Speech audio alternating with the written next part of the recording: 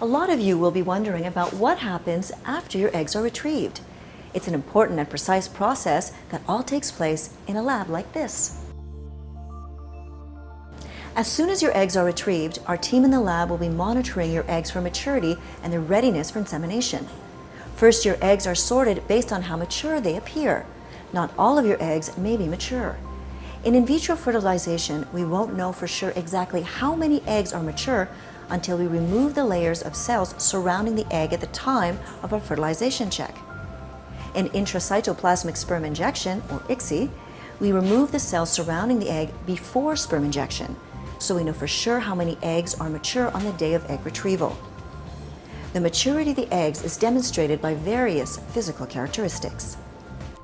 Immature eggs have an appearance that is very different from this mature egg here. You can see the difference in size and the clear difference in the outline of the egg. The mature eggs are then grouped together in a culture dish. The dish is placed in the incubator until sperm are added for fertilization. The sperm are usually added 2 to 4 hours after your eggs are retrieved. Male partners are usually required to produce a semen sample on the day of the egg retrieval.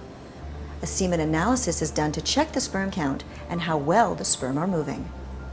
In vitro fertilization, or IVF, needs enough sperm moving forward vigorously to be able to fertilize the eggs. This is generally about 50,000 sperm for every 2 to 3 eggs. For intracytoplasmic sperm injection, or ICSI, sperm number and forward movement are not critical because one sperm is injected directly into a mature egg. For both IVF and ICSI, the semen sample is washed and processed to obtain the best and most active sperm for inseminating the eggs. On the morning after your egg retrieval, the lab embryologist assesses the fertilization of your eggs. For IVF, the layers of cells surrounding the egg are removed to look for 2 small pronuclei, the mature genetic material of the egg and the sperm, one for each. These 2 pronuclei, appearing as 2 small circles, indicate that normal fertilization has occurred. In ICSI, the cell layers were removed before injecting the egg with sperm. So on this day, we only need to look for fertilization. If there are more than 2 pronuclei, as in the following image, the egg is not normally fertilized and does not have the potential to develop into a normal embryo, and so this embryo would not be transferred. The fertilized eggs are placed in the incubator overnight to allow for growth. 2 days after the egg retrieval, the cleavage of the embryos is assessed. You see, eggs that are normally fertilized will have divided to at least the 2-cell stage by this time. At this point, they are called embryos. The embryos are given a grade based on their apparent ability to create a pregnancy. This grading is used to sort the embryos for transfer and freezing later. But for now, the embryos are returned to the incubator to continue dividing or growing for another 24 hours. Embryos are transferred 3 to 5 days after the eggs have been retrieved. The morning of the egg transfer, the embryos are checked and graded. By day 3, some of them should be at the 6 to 8 cell stage, which tells us the embryos are sufficiently developed for transfer. Before the transfer, the laboratory embryologist will briefly summarize all of your laboratory results with you and can answer any questions you may still have. The embryos that are to be transferred are drawn up into a catheter attached to a syringe.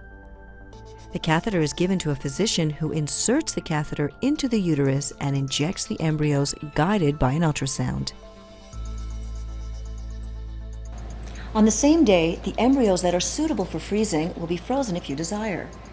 Embryos are placed in a freezing solution to protect them from the freezing and thawing processes. They are then placed into a freezing chamber, and the temperature is gradually reduced to minus 200 degrees Celsius. At some labs, there is the option of embryo culture if you desire, for embryos that are unsuitable for freezing or not showing appropriate growth on transfer day.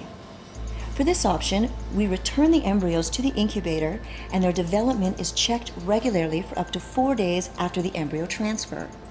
During this time, the embryos must continue to divide and develop. They should keep dividing and developing into a stage called a blastocyst, which has many cells. embryos that do not continue to divide are discarded, but the embryos that develop to the blastocyst stage are frozen and saved for your possible use in the future.